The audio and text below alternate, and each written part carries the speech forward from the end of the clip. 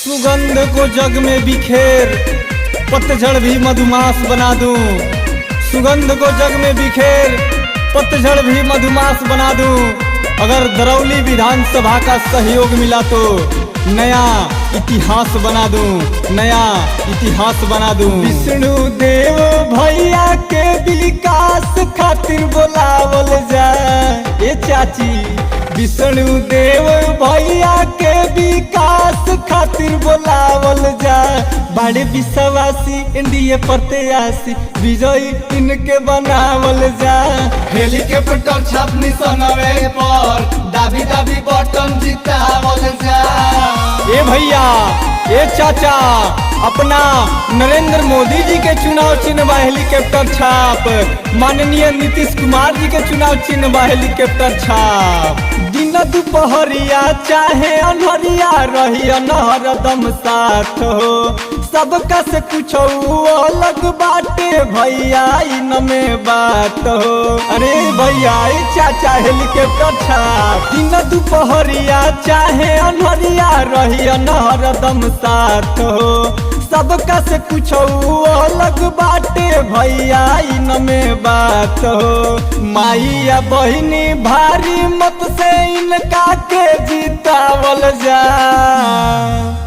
माइया बहिनी भारी मत से इनका के जीतावल जा।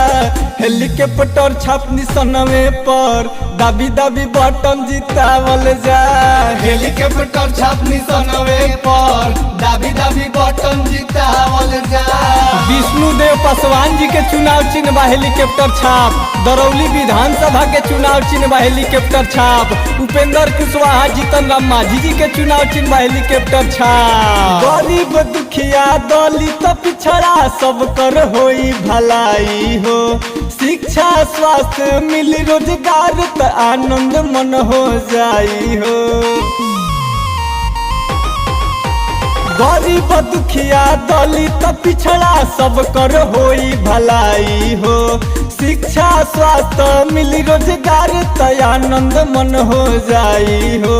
दरौली के आपन बेटा के विधान सभा पहुँचावल जा।